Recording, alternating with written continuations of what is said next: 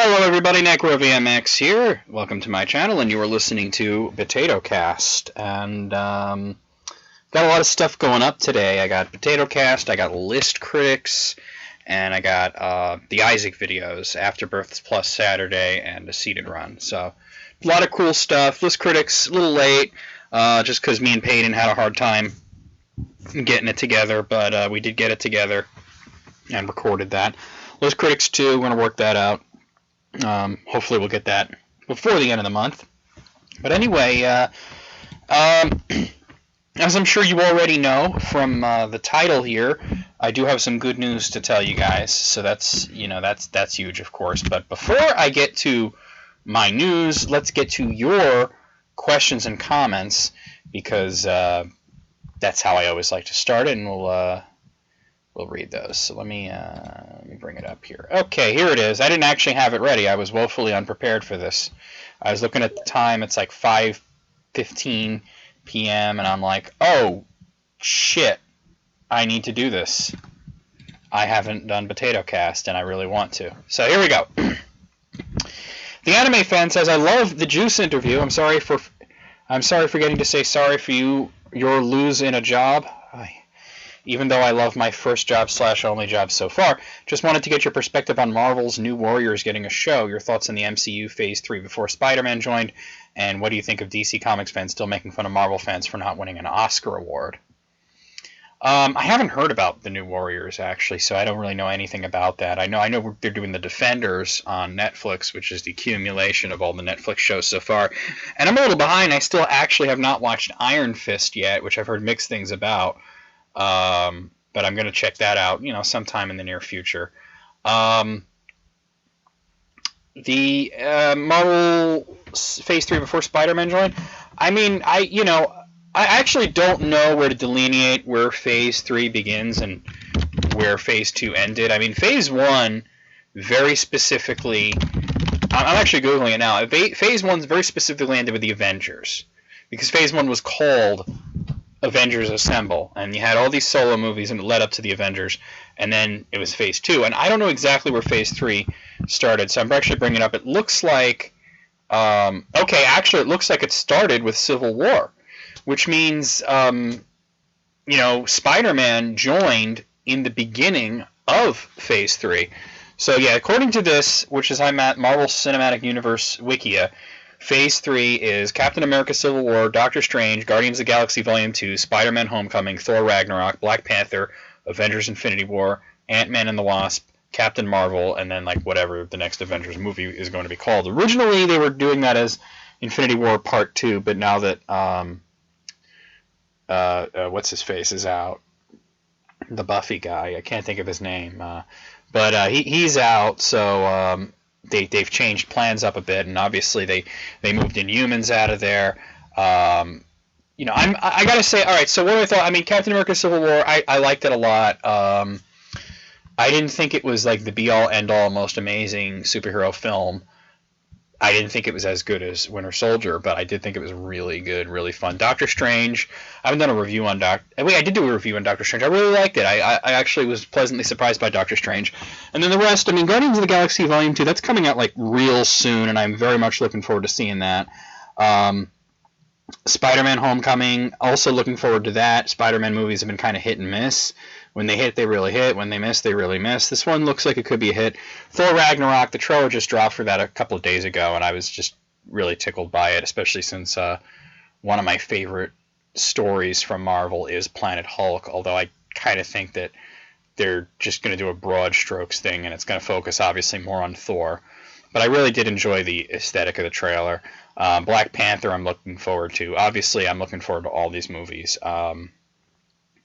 So really, I'm sorry I couldn't answer your question, but there really was no Marvel Cinematic Universe Phase 3 before Spider-Man joined, unless you mean the plans that they had, which was really just you take Spider-Man and you put the Inhumans in.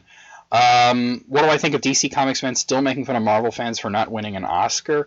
I think it's silly. I'm a huge fan of both Marvel and DC.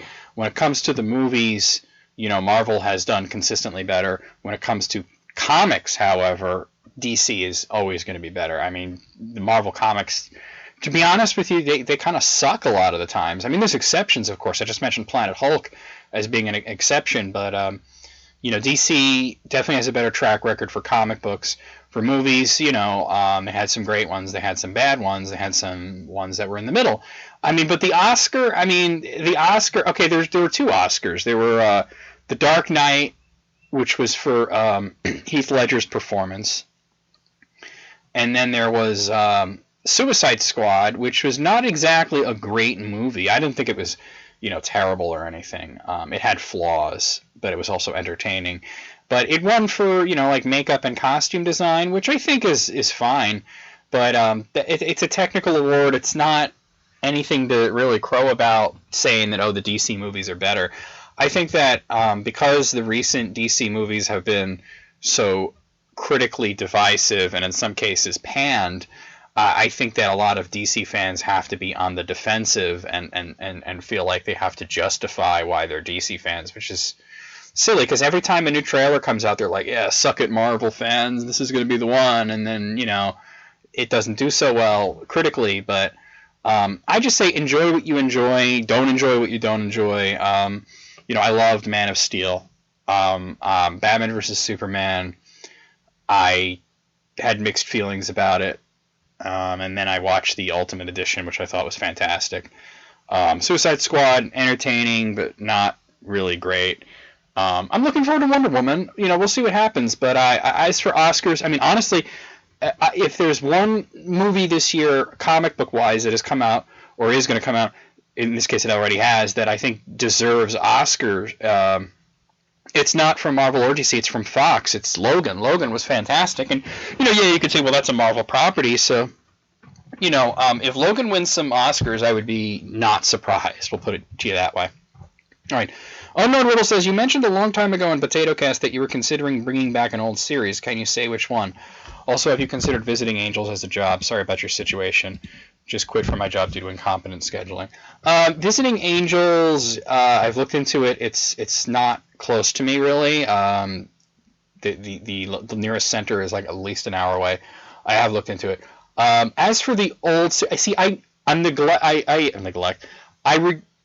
I'm very reticent to say, because when I say something, people expect it to actually happen, and sometimes things don't work out, or sometimes I change my mind. And as you guys have learned throughout the last few weeks, shit has happened, and I'm not just talking about me having lost my job at Progressive.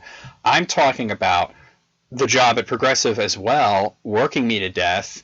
And I mean, I'm gonna just lay it out on, you know, I have a lot of bitterness here, but I'm also kind of over it too. But I mean, I feel that they wrecked my health and my sanity to a certain extent. I mean, you guys don't really know about it because I keep it together pretty well, and whenever I do record stuff for YouTube, I try to very put on a brave face, so to speak, except when I'm doing PotatoCast, which is a lot more stripped down and a lot more real. I'm not saying that I'm playing a character, but I'm saying that I try to be upbeat and cheerful, at least to a certain extent, because, you know, nobody wants to be brought down by, you know, in a Let's Play video. No one wants to watch me playing like BioShock, and I'm just like, everything sucks. Fuck the world, you know. But that's how I've been feeling, and that's why a lot of shit that was supposed to happen on YouTube didn't happen on YouTube, and that's why I haven't streamed on Twitch in like almost a year now. It's why I haven't done anything. You know, I'm going to be honest with you that, you know, now that things have changed a little bit, and I'm going to be talking about, I have good news and bad news. I'm going to get the bad news out of the way. As a matter of fact, I'm going to give you one of the bad news right now. Due to the fact that the events of the last few weeks and the fact that almost all of my time has been spent on either stressing the fuck out or looking for a job, I'm not going to be able to get the movie feature done. And originally it was supposed to be February. And it's always been February. Like 7 years in a row it was February. And I was like, there's no way it's going to happen. There's no way. And even the last 2 years were really close calls because of the Progressive job. But and I was there for 4.5 years. So the first 2 years that I was there was no problems. It was the last 2.5 years where it was a major problems going on there. and you know the scheduling was fucked up, and then they were being unfair, and you guys have heard all about it, and if you haven't, check out my last 2 potato casts. But I gotta tell you, man, there's no way I'm gonna do it because I haven't even started the thing. It's April 22nd, so that's the first bit of bad news that I'm gonna give you guys. But you know it'll return next year. I'm just, you know, it'll be like that one year where I was supposed to do a Halloween feature and it just didn't happen. That was going to be, you know, 10 days of, I think it was werewolves. And then no, it wasn't werewolves. I had done 10 days of werewolves. I was going to do the 10 days of Satan, and then it just never happened. And it was 99% due to the fault of Progressive Health and their bullshit. Their bullshit scheduling, their bullshit staffing problems, and their bullshit management, you know, fucking me over, making me crazy, making me tired, making me sick. And when I say sick, I mean literally. I mean, I have a fucking thyroid issue now, and I almost got HIV from this place. And, you know, it's like, you guys have heard that story, obviously. Obviously, I don't have HIV, but the medication that I took, you know, just, you know, as a just in case while I was waiting for, you know, the 6-month test, it fucking gave me a thyroid problem, fucking fucked my liver up. I haven't had a drink in a long time because of that. I can't even drink anymore because my liver's fucked up.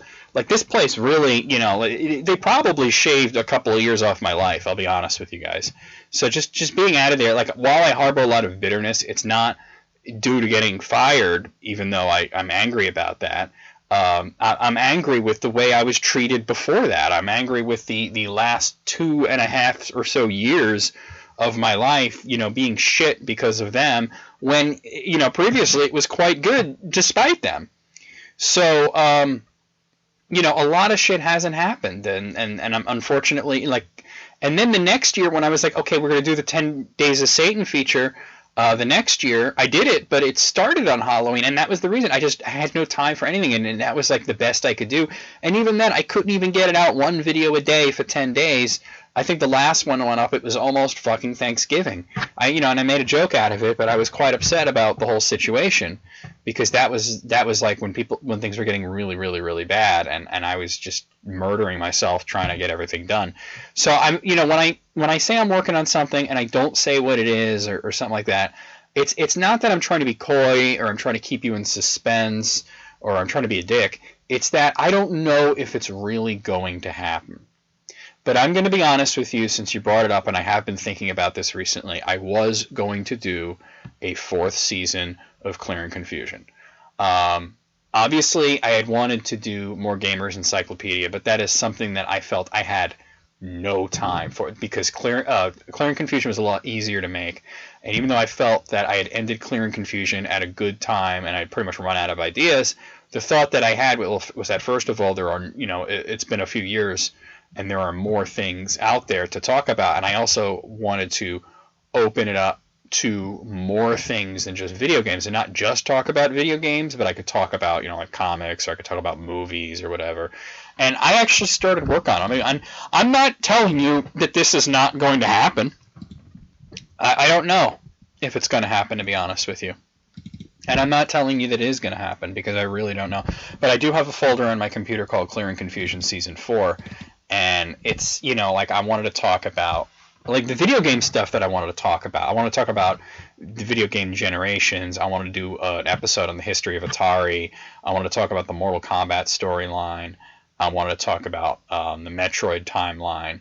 But I also had, like, movie stuff. I wanted to talk about the Terminator movies and their timeline. I want to talk about the Marvel Cinematic Universe. So the X-Men movie timeline, that's a confusing mess. So I did want to talk about this stuff, but other than coming up with 10 ideas, I never really had the time to dedicate to really thinking about it too much. Maybe it'll happen. I don't know. Sometime in the future, you know, keep an eye out. I really would love to do that.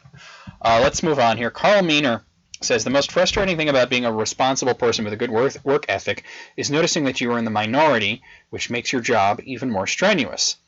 I am sure you're going to find something even better and probably quicker than you expect. I hope it's in or related to your previous field. Healthcare needs persons who work their ass off like you. Well, let me tell you something, man.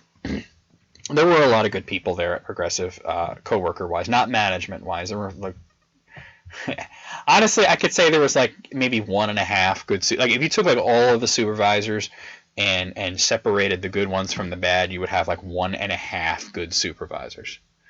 And I'm not saying one full good one and then and then one who's half good, half crappy. I'm talking about like one that's like 2/3 good and then like scraps of decent, you know, characteristics from the rest.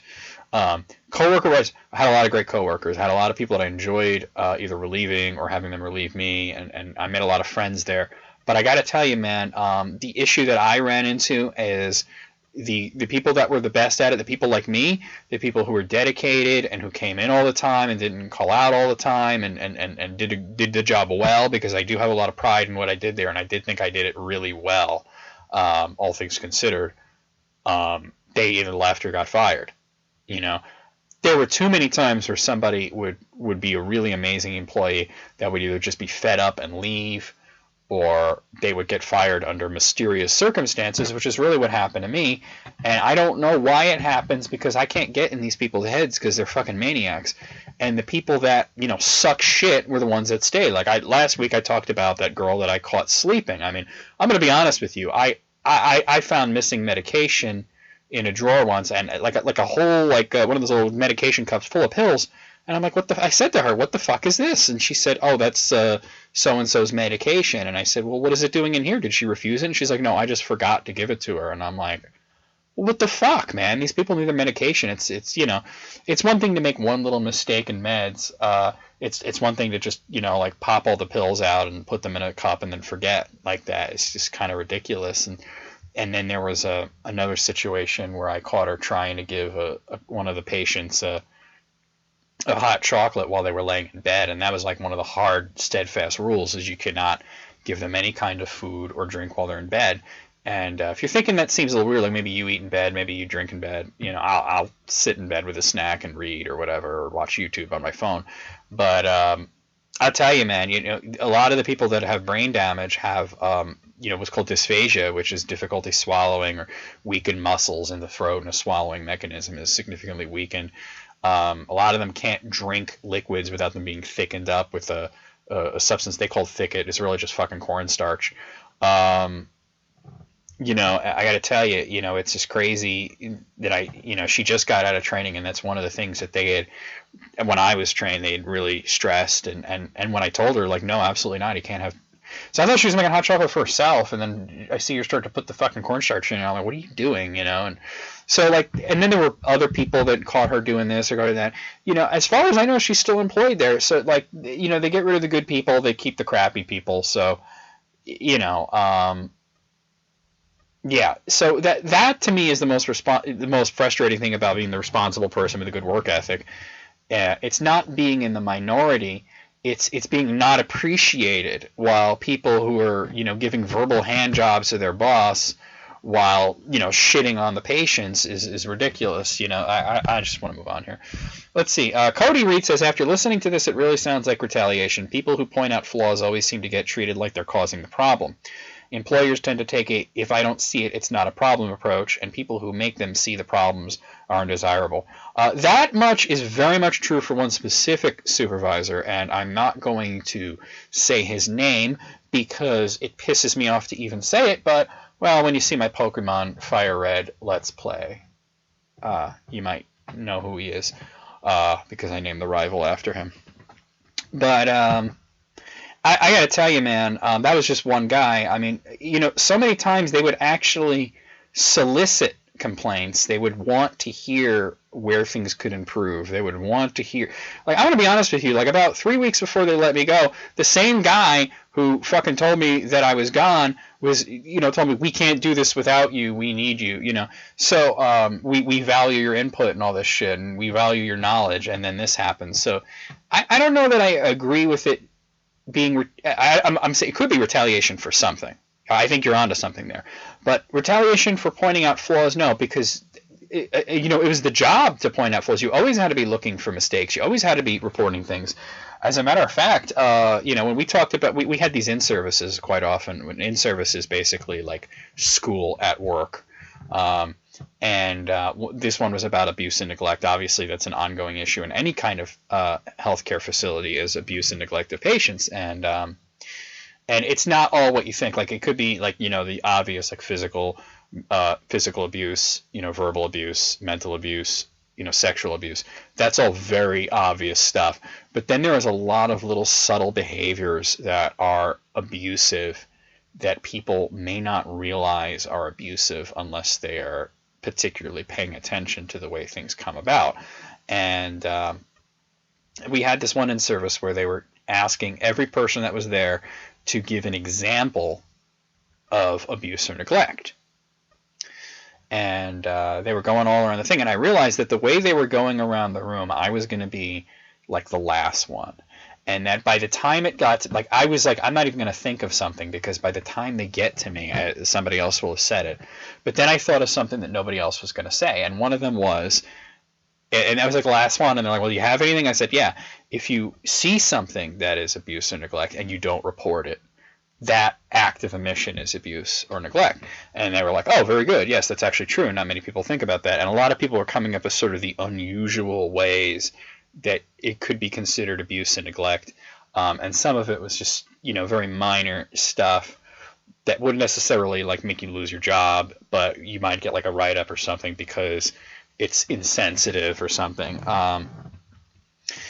I almost forgot where the fuck I was going with this, but anyway, yeah. So yeah, it was part of the job to point out flaws, like not to get somebody in trouble, but because it was supposed to be all about the patients. It was supposed to be all about enriching their lives and helping them meet their goals. And I got to tell you that, you know, like if somebody's doing the wrong thing, that doesn't necessarily mean you need to get rid of that person. Or, well, sometimes you do, but sometimes they're just unaware that what they're doing is wrong, or that they're being insensitive, or that they're upsetting the patient. Sometimes I would see people say things to patients that would get them upset, and then they would understand, and they think this person hates me for no reason, and they're being, you know, non-compliant, and they won't listen to anything I say, and I can't work with them. And I would try to say, well, you know, it's the way you approach it. It's the way you approach it. And they're like, well, you know, I don't say anything different than you know, what you say. You say this or that or the other.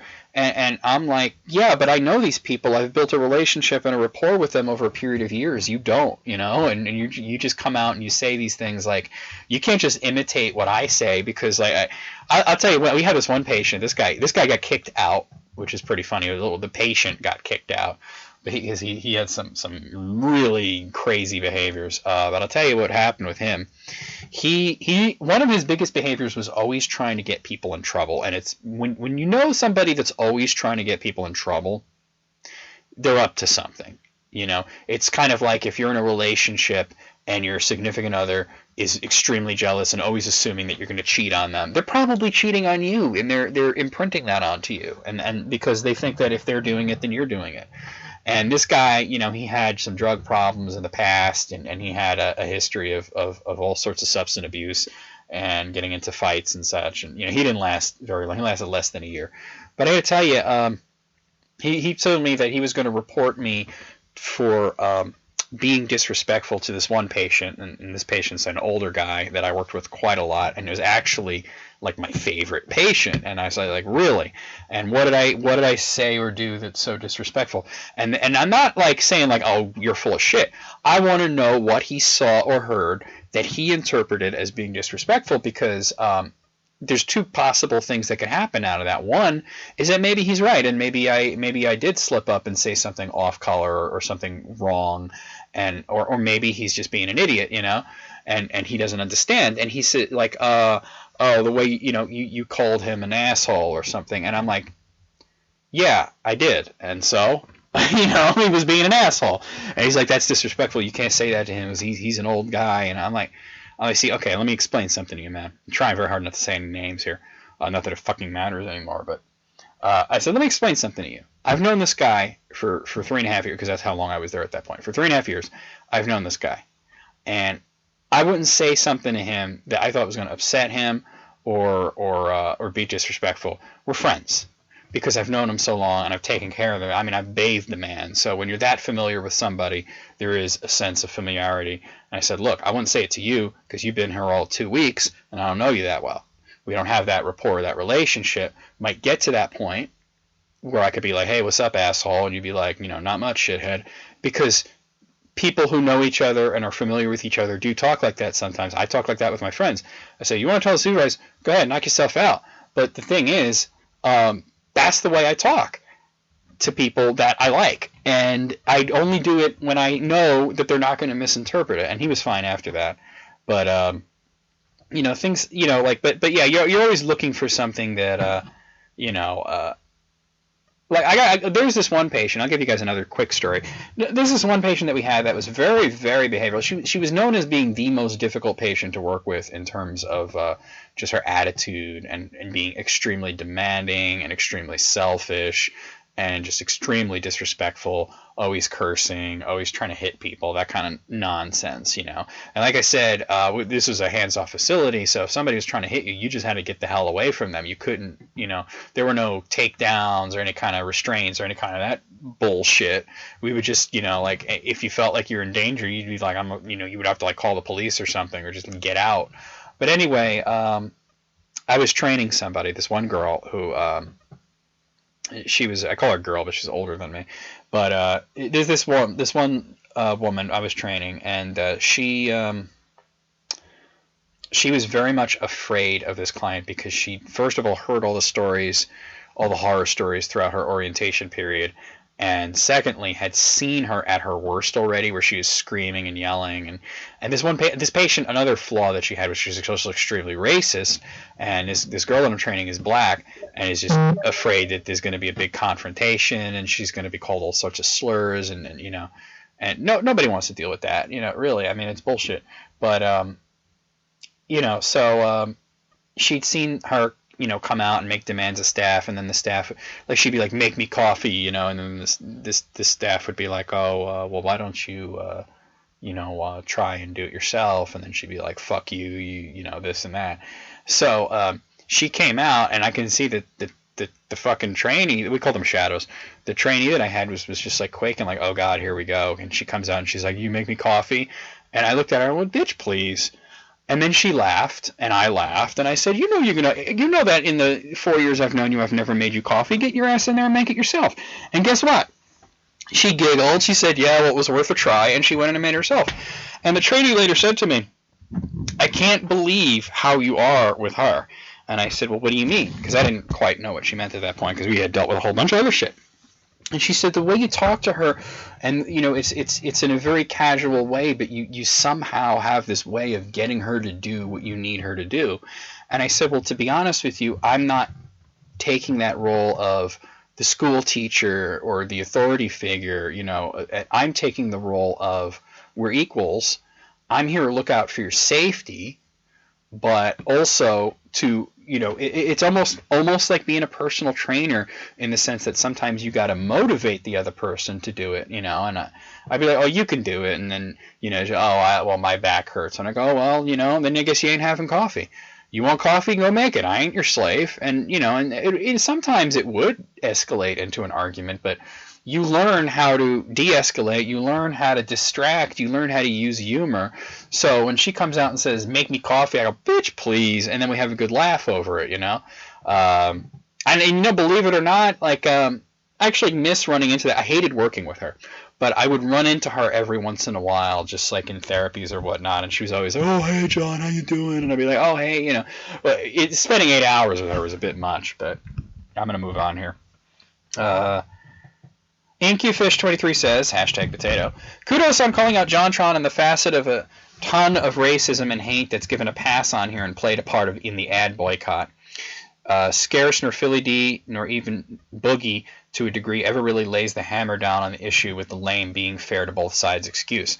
I know that you can find somewhere with great management that fits your schedule. Good luck, Necro.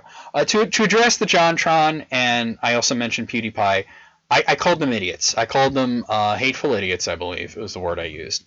And I think that look, I'll be honest with you. Do I think that PewDiePie is an anti-Semitic piece of shit? Probably not. No, he's probably not. He probably was just, I think he's an edgelord. I think he's an edgelord who does whatever he thinks is going to get him more clicks. And sometimes, being edgy, you say some stupid fucking ignorant shit, or you do some stupid fucking ignorant shit. And the problem with it is, like, do I believe that, you know, like, he hates the Jews or whatever? Maybe, but I'm probably not. Probably not, based on what I've seen. I'm not a fan of his, but from what I've seen of the aftermath, you know, he really did think that it was just a joke. But does that mean that he gets a pass? No, because you know, when you're an edgelord and you're just saying things on a forum with like 20 other people, that's one thing. When you're on YouTube and you are the #1 subscribed person by a wide margin, you are the face of YouTube. You may not be technically a YouTube employee, but when you are the #1 most subscribed, you are the thing that people know about YouTube. They know that that's where you can see PewDiePie. You know that he has a YouTube Red show. He has this. He has that. He is the face of the company in a lot of ways.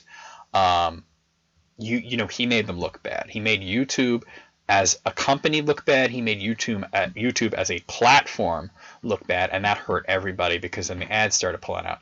JonTron, you know, I think he's a moron. I'll be honest with you. I used to like his videos way back in the day, but he changed drastically. He started doing a fake New York accent. I'm from New York, and I could tell when somebody's faking a New York accent. Even his older videos, he doesn't talk like that at all. No, it's like, hey, yo, it's JonTron, you know? And I'm like, come on, man. You don't sound like you're from New York City. You sound like somebody's idea of what that is. And for his racist rants on Twitter, well, I wouldn't really call it racist. I would call it ignorant. I would call it extremely ignorant. And ignorance is the root of racism. You know, and I think that the problem is when you get guys like Philly D and Boogie and Scaresa, these guys on YouTube are huge. And when you have people like Scaresa or Philly D or Boogie who make a living off of YouTube, their only income stream comes from these videos. They are in a sense where they have to make a choice. They can either call out these bigger YouTubers who can do a lot of damage to them, you know, in terms of networking, in terms of their careers, and also the fact that it's a good chance that, like, for example, especially for somebody like Boogie who does a lot of gaming content and a lot of geek humor content, and the fact that he's totally eclipsed in subscriber count by PewDiePie, there is an excellent chance that a large amount of Boogie's subscribers are also subscribers of PewDiePie just by simple mathematics. So, you know, and the same goes for me. I have a small subscriber base, and I'm willing to bet that a lot of the people who are subscribing to me maybe have watched PewDiePie or are subscribed to him, and that's fine. And I can afford to sit here and call him an ignorant ass or an edgelord or whatever, because I don't give a fuck if people unsubscribe. If they unsubscribe because what I say about somebody, then that says, you know, more about them than, you know. I mean, be honest. If they want to defend that kind of behavior, making YouTube look bad as a platform and as a company, I don't want anything to do with these people. I make like nothing on YouTube. I make nothing. Every few months, I get a check for $100. It's not even every month. Okay, so I don't have anything to lose. But these guys that you mentioned, they have a lot to lose. So they could choose to do that, get mass subscribers, and all of a sudden make themselves controversial and invite themselves to all sorts of hatred. Or they could choose to take the route that they've taken, which makes them not complicit or implicit with what these people have said, but it makes it seem like they're condoning it by not condemning it. When people see something that is very controversial, it is human behavior that the first thing they're going to do is they're going to go to somebody that they respect, and they're going to ask, do you condemn this or do you condone this? And those three guys that you mentioned and a lot of other guys out there are in a position where both of those are bad options for them as business people, because they have chosen YouTube to be their job. And I have always said YouTube is absolutely not a job. You were never going to make a living off of it. Yes, PewDiePie has done very well. He is a fluke, okay? And it could all burn down tomorrow. I don't think YouTube's going anywhere, but it's not sustainable as a career. They could decide, you know what, we're no longer going to share ad revenue with our partners. Or you know what, we're not even going to have any kind of partners. We're not going to do that anymore. We're going to go back to where we make all the money, you know. And really, the whole ad revenue thing is a way for YouTube to make the creators make better content for them, because YouTube makes most of the money off of it by saying, hey, if you make us more money, we'll share some of it with you. And people saw this as a job. But you don't pay taxes on it. You don't get health benefits from it. You don't, you know, it's not a sustainable career. And I'm sad to say that I know people who tried this, and I'm gonna mention somebody, a great guy. Okay, I'm not gonna go so far as to call him a friend because I don't know him all that well, but we have talked in the past, and I think he's a great guy, and I've given him some advice in the past, and I really think that he's a guy with a big heart, and I love his content. His name is DeAndre Sigas, and he does the channel D Sigs, which you probably know for his videos of the angry black man. He would go outside of a business, usually it was a fast food place, wearing a blue shirt and just rant and scream, play this character, the angry black man. Since then, he's done a lot of different things, but he made a decision at some point that he is going to do this for a job, and this was going to be his career. And with the fact that, first of all, the YouTube glitch, which is a real thing, and he was one of the first people to talk about the subscriber glitch and the view glitch. He was one of the people to get hit by it first, and he was one of the people to get hit by it hardest. That's strike one. So that's strike one. Strike two is the man curses a lot. And I see nothing wrong with that. I curse a lot too. But I'm going to tell you that, you know, YouTube is so running scared about any kind of controversy right now. Videos are getting demonetized en masse. I get emails about videos from years ago that say, no, this is, thank you for submitting, but is not eligible for monetization. And I'm like, well, it had ads on it for 6-7 years, and now you're deciding it, well, nobody's watching it now, so what the fuck do I care? I got my money, you know? I'm going to give you an example. Right now, anything to do with September 11th is getting demonetized. You know, I've heard, I just found out about this today when I went on YouTube and I saw people, and Twitter, people talking about videos that they had talking about September the 11th and the attacks. And this video might get demonetized just for me mentioning it. Their videos were getting demonetized. And guess what? One of mine got demonetized today. Guess which one it was? Here it is. Your video isn't approved for monetization. This is a video from, let's see. I'll give you the exact date it was put up. September 12th, 2015. This video was 2 years old. It was an episode of POTATOCAST where I talked about zombie sneak attack, and I talked about my memories of 9/11 and watching it all unfold on television and how I felt about it. There was nothing that is not subscribe, you know, not advertiser unfriendly in it, but they decided to demonetize it. Am I going to fight it?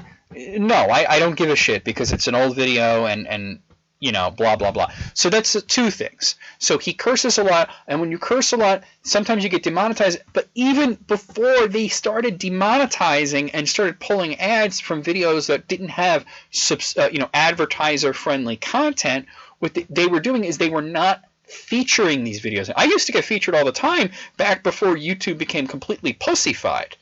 Back before it became a fucking safe space, I was getting videos on the front page all the time. That's why if you look at my videos and you sort them by most viewed, I have some with hundreds of thousands of views, like a Tom and Jerry video. Some of my movie reviews were very successful, very viral. What happened? They stopped doing it because it wasn't advertiser friendly. And the thing is, all that happened before I was a partner anyway, most of those videos. So you know, I gotta say, so that's strike two, and then strike three is the recent things, PewDiePie, JonTron, the alt-right, you know, making YouTube as a platform and as a company look bad. So what happens? You know, the guy's homeless now. He just got evicted. He was recently doing videos where he's trying to get an apartment and just getting rejected all over the place. And this is what's happening because he chose YouTube as a career. And I can sit there and say, well, that's his mistake. He should have gotten a regular job and done YouTube on the side. But the man is fucking passionate. He believes in it. And he believes in helping people. This is what he wants to do, and this is what he feels. It's just that, you know, YouTube never, ever should have led their partners to believe that they could make a career doing this. And they did. They did. Now, I didn't believe it, but they did. When the partnership program started and they started doing, you know, the ad revenue and the ad, you know, revenue sharing and all that, they were like, you could make a living off of this. And some people have, but you have to toe the line. You can't say the truth a lot of the times. All right, so, wow. I went off on that one. So, yeah, you know, JonTron, like I said, he said some stupid, ignorant shit. PewDiePie did a sketch that was just ill-advised and not very smart. And, you know, unfortunately, you know, well, JonTron, you know, got it hard from all this because he was not as big as he thinks he is. PewDiePie is and can pretty much get away with anything, but now, I mean, I think that he was going to work with Disney and now he's not. And there's all this other shit going on. So even he got a little hurt from this. All right. Stormcrow95 says, #potato. When you got to the we'll call you either way part, gave me flashbacks when I tried applying for Salvation Army as a guy that would bring in supplies. So I wanted that job or the offer that got sniped, position for cleanup guy at a car care place. Also, about the hot poker up the ass bit, funny as hell, loved it, so stealing that one for everyday criticisms I can make. Also, I really did enjoy the interview with Juice Lee and Tanya. Tanya's fucking awesome for picking Dancing Mad, too. Give my best to the folks at Kazarth. Well, they're listening. Yeah, oh, by the way, and I did, you know, show these comments to Juice, because I said, you know, man, it's crazy that I didn't get any comments on our interview, because I always get comments on PotatoCast. This is the one episode of PotatoCast that had one comment. It was from S. Serpent just thanking me for mentioning his name. But other than that, really no comments, and it was weird. It was a fluke, I guess, but that's why I was kind of annoyed, because I wanted him to see your feedback, and now he has, and he was very, very happy with it. S-Serpent21, great show. Looking forward to more PotatoCast in the future. The Juice interview was nice, and I'm glad I got a mention when trying to get him interested in Dragon Quest V. Damn you, Bishop Laja. I hate you so fucking much. And it looks like a comment came in while I was reading them, so let me refresh that. And where is it? Oh, I gotta switch to newest first. Oh, it's Alex Shannon. He let me too. He says, see, you don't need to create Patreon-specific content on Patreon. Most don't anyways. I never set up patron-specific content on the page, but then again, I've never gotten jack from the Patreon, so who knows. Well, that's kind of the point. If you don't set up Patreon-specific, you do need to. You may not be required to, but you do need to. You're not going to get any money on that otherwise. That's just the way it works. And then he said, advertisers have been fleeing from the site since before JonTron and PewDiePie had their issues. Yeah, I talked about that already. I got fucked out of my ad revenue for my website and my channels when some German porn sites started sending strange traffic my way. Then there was the advertiser unfriendly flag. Yeah, I talked about all this. It's kind of crazy that you commented while I was talking about it. So let's see. The whole situation lately has been Google trying to discourage small content creators from doing their thing. No, it's really not that. It's Google trying to protect themselves because certain large content creators have made their company and their platform look bad. The small guys get fucked over not because Google is trying to fuck us over. It's collateral damage. He said, you'd think Google would have the power to force advertisers into not boycotting? How could you do that? How could you say, no, you have to put ads on our platform? They have the right to advertise where they can please.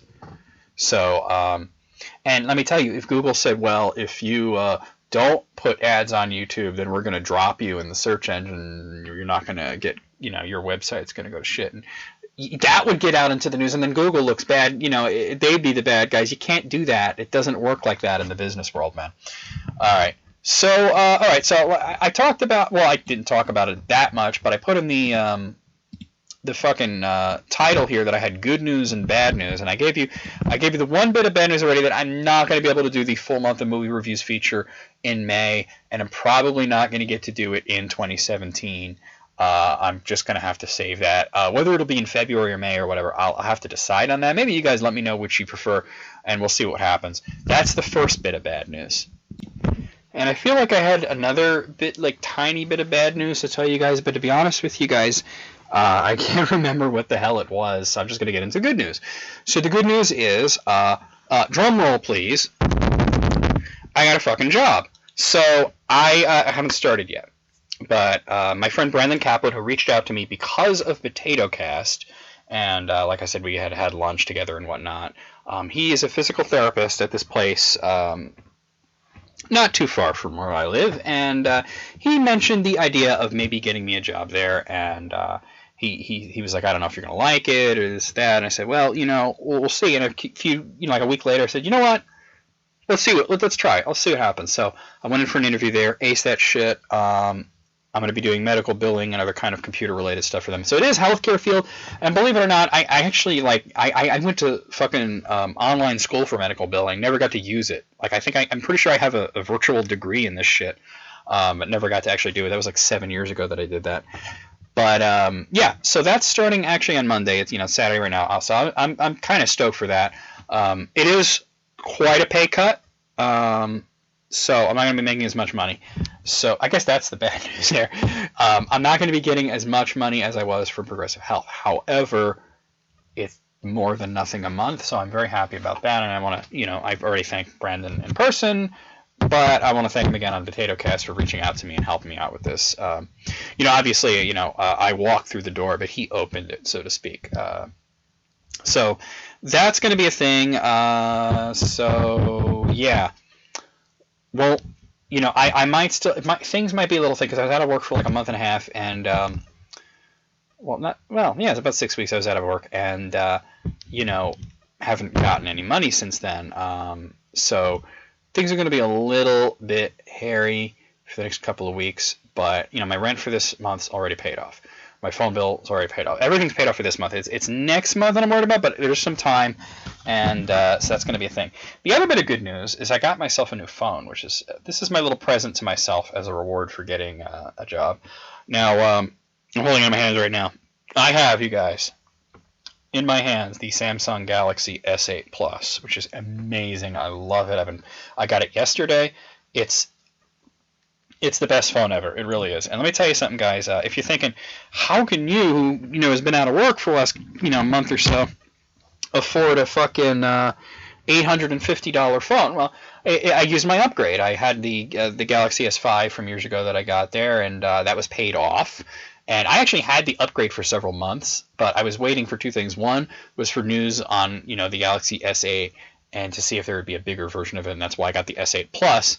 And the other was for the S5 that I had to be paid off because that was a $500 phone that I was paying off little bit by little bit, month to month. This is obviously an $850 phone, so while I scheduled it so that my bill would not skyrocket, it's going to go up a little bit, but no big deal. There's other areas to cut, that kind of thing. But I'm just like super happy about this. I just whoa, sorry about that. I don't know if you guys heard that, but I hit like a button on my keyboard by accident when I was picking up the phone. It was resting on the keyboard, and some Goldwave started doing some crazy shit. So once I got the job, I was like, all right, now I'll use the upgrade, because I was like, you know what? If I hold off and wait to get a new phone, my bill is going to be significantly less because the phone's getting paid off, and it'll help me out by saving some money each month. But since I got this new job, I was like, oh man, I can get a new phone. And I couldn't help myself. I did have to shell out some money for the upgrade fees and whatnot and shipping. I actually wound up getting it like the next day after I ordered it. But oh my god, I gotta tell you, this is a beautiful fucking piece of equipment. And yeah, the first thing I fucking did on it is play Pokemon Go. I'm a maniac, but. So I just want to let you guys know the good news is I'm doing a lot better in terms of everything. I've been kind of antsy this past week or so because I actually got hired for this job earlier this week. It was on Tuesday that they told me I can start on Monday, or rather they said, when can you start? And I said Monday to give myself a little breathing room to be able to get things in order. But it's not as many hours as Progressive. It's not going to be any overtime. That's for damn sure. I'm actually going to be looking for a little bit more hours as things go by. They've approved a certain amount now, and I'll hopefully get more to get myself up to full time. Especially since I am taking a pay cut here. But I'll be making a living. So I'm going to have to be. Unfortunately, like the whole diet thing is going to have to pretty much go out the window, and it's because healthy food's expensive, and I would love to buy fresh fruits and vegetables every time I go and not buy frozen food, But the stuff that I had to sustain myself off of for the past month, and I feel like I've probably gained weight. But let me tell you guys, I'm going to be continuing the exercise, but the healthy food is going to have to kind of take a backseat. I'm going to try my best to eat as healthy as I can, but I'm going to have to be eating cheaper food because something has to give. You know, my phone bill's going to be going up a little bit. My wages are going down. Well, actually, they're going up since I'm making nothing right now. But you know, I'm going to be making less. So there's a few things that I can cut here and there. Like, for one example is one thing that I've definitely decided on, and this is just for personal reasons as well as money saving reasons, is I'm never going to fucking barber again. Ever since my sister gave me my current haircut, which I fucking love, and she said that she would do it for me on the reg. So that's another way of saving money, and plus it's an excuse to go over there and spend time with my sister and spend time with her boys and whatnot. But I just really wanted to give you guys a bit of good news and talk about this shit because it's been depressing, and it's a little better now, or it is going to be a little better. Like getting the whole modded 3DS thing, that's like pretty much out the window for this year. Maybe next year, who knows? We'll see what happens. It kind of throws a lot away of what I was going to do on the channel in terms of Let's Plays and whatnot. But there's like so many games I can do. I'm going to end it here just because my throat's actually getting a little scratchy from talking so much, and I don't want this to be a very long episode. But leave me your questions and comments. So I'm going to be, like I said, I do have a job now, or I'm going to be starting a job by the time we get to next week. I will have been working there for about a week, and I'll give you guys an update and let you know how it's going. One of my best friends works there, so that's pretty cool. And the other people that I met there all seem like, pretty cool people and whatnot. So the atmosphere and the management and everything seems to be a lot better. It's less money, but I'm willing to take it at this point. I really am, and I think I will be happier there, and I'll certainly be more sane and more healthy in terms of like stress levels and whatnot. In terms of like food, well, like I said, I'm gonna try. I'm not gonna be living off of fast food, but at the same time, I'm not gonna be like eating rice and vegetables every day because, well, maybe rice, but not so much fresh vegetables every day. Might have to go with the cheap shit, like canned veggies, which I fucking don't like, but.